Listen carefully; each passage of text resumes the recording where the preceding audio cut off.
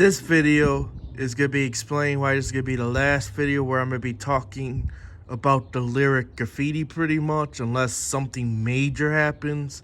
I'm not going to be doing any more videos on the lyric graffiti, at least talking about them. And the reason for that is because the videos I did prior already kind of did the point and got the job done, essentially, and stuff like that. And there's no point in beating essentially a dead horse, so I'm kind of done going back and forth, because the reason why I did these new videos was because Lyric actually was commenting to other people and stuff like that and trying to downplay the issue and so forth, and that's the reason why I started doing videos on the Lyric graffiti again. Now, some people got it wrong. I had a couple people tell me, well, how do you do videos of a bike that you never owned, this and that and stuff like that? And that wasn't the point. I wasn't trying to review the Lyric graffiti at all. The point was to warn others not to buy the Lyric graffiti, because as an engineer, I went on their site, and the reason what drew me to it, because I was actually considering buying the bike myself.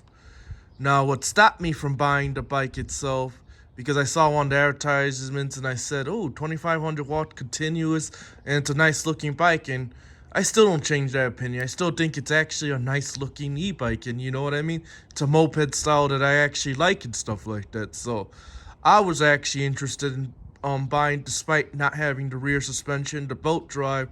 I was actually going to buy it myself, but then I did my homework, and I noticed they did something that I haven't seen any other e-bike company do to date, at least that I seen, because I seen a lot of stuff pulled. And I mean, I seen a lot of e-bike companies, like they'll go ahead and put their peak rating powers instead of the continuous power ratings to advertise their e-bikes and stuff like that. So, you know, that's actually pretty much the norm, unfortunately. Even though I don't agree with the practice and stuff like that, it's technically gray area, because technically they are putting the peak power ratings. It's just not the real continuous power ratings. If you want to buy an e-bike, always look at the continuous power rating, and mainly always look at the torque specs.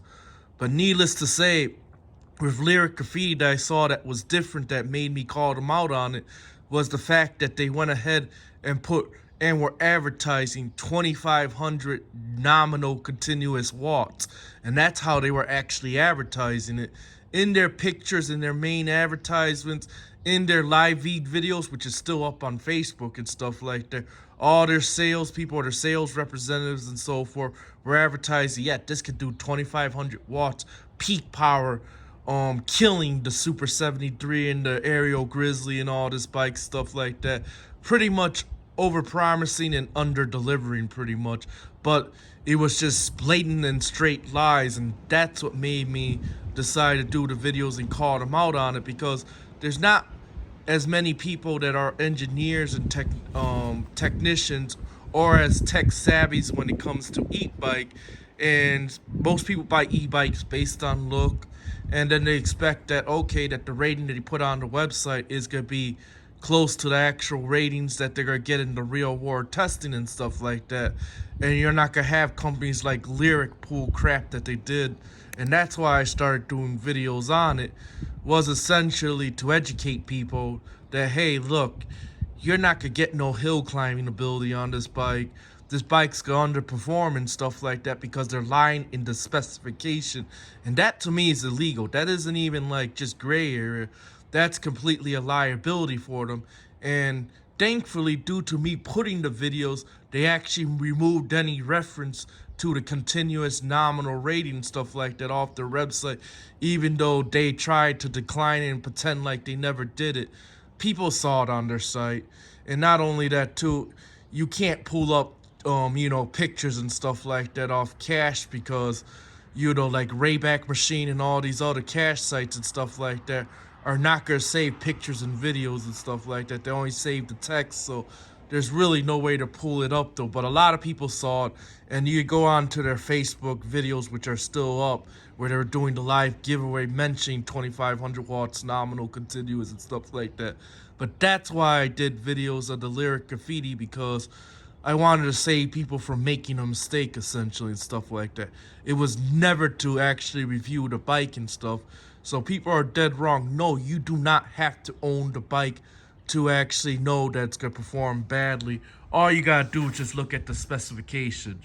I'm going to go into another topic, car amplifiers, for example. In the car amplifier industry, did this a lot back in the day, where they were listing PMPO, or they were not listing the RMS power, but they were listing, peak power and stuff like that instead of the real wattage and stuff. And people were thinking, wow, I got a 2,000 watt amplifier, when that amplifier will be lucky if it can put out 100 watts continuous and stuff like that. And a lot of people got duped and conned into buying these amplifiers because they were cheaper and thinking, oh yeah, they're gonna perform as good as the more expensive amplifiers and stuff like that. And they're essentially stealing people's money away, and that's what Lyric essentially did with the Graffiti and stuff like that. That's why I only mentioned the Graffiti and not their other bikes, because the Graffiti was the one that they did it the most. Their other bikes, like the Voodoo and stuff, they were actually honest with the specifications on it.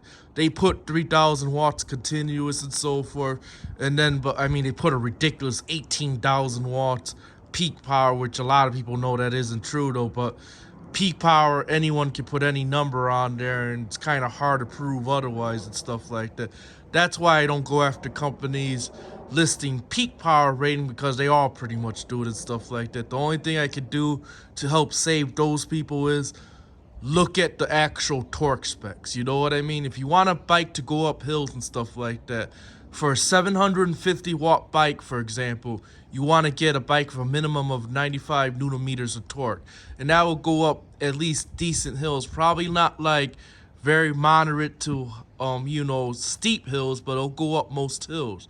If you want something to climb up pretty much most hills and eat hills, you need something at least 120 newton meters of torque, and preferably you got the big monster like mid-drives, like the Bafane that I drive. That thing does 160 newton meters of torque easy and stuff, and this bike does well over that. You know what I mean? The bike that you're actually seeing right in front of you now. So the higher that newton meters of torque, the more ability the bike's gonna have to actually be able to climb hills and so forth. And that was my main point when I did the Lyric Graffiti. I didn't want people to make a decision based off their rated specs, because they over-exaggerated and they lied, and they even went to make bold claims. Oh, this could beat out the Super 73. This could beat out the Aerial Grizzly. No, it's not. You know what I mean? The Aerial Grizzly will be able to climb up most hills no problem, because they're dual motor e-bike with double the torque and stuff like that. The Lyric Graffiti only wishes it could climb a hill. It cannot climb pretty much even non-steep hills, let alone very steep hills and stuff like that. And I wanted to point that out, so people that are spending $3K, and yes, they're asking $3,000 for this e-bike, don't make a mistake and waste $3,000 on something that isn't gonna perform. And that was the whole point of the video. So I'm sorry if I offended anyone, that actually, thought that I was, just attacking the company or whatever, but I am not sorry. You know what I mean? I put those videos out there for a reason, so that way people don't get scammed and conned into buying, bike that's underperforming and stuff like that, and then they can make an educated decision and buy, like another bike, like for example the Onyx City 2, which is actually very capable and can climb hills and is actually at spec. The only thing that I got against the Onyx City 2 is probably its smallish battery, but you can get actually, pay the extra and get the optional bigger capacity batteries and so forth if you want. But at least it's advertised to specs. You know what I mean? That's the one I would recommend over the Lyric Graffiti and stuff like that. And there's very other bikes, And then people even said too, well, why don't you go after Super 73? There's no reason to go after Super 73. Super 73 never lied on the specs. Yeah, they're overpriced, but because I think they're overpriced, some other people might actually think it's a perfect price and buy it. You know what I mean? Bikes are personal preference, huh? So just because a bike's necessarily overpriced, or you think it's overpriced, it may not be overpriced to someone else.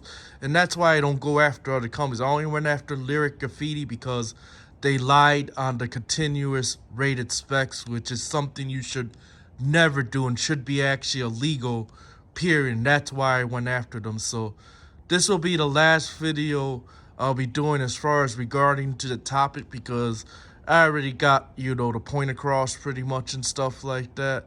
And, at this point, it's like beating a dead horse. I want to move on to other topics, at least as far as my rant videos. And then I'm going to be going back into doing pretty much like I did early on. Well, it wasn't on e-bikes, but I was repairing test equipment and stuff like that back in the day, and retro stuff. I want to kind of do that with e-bikes and doing e-bike builds, teaching people how to do battery packs and stuff like that, and less focus on the negative attention to companies that don't deserve attention at all. So this concludes the video.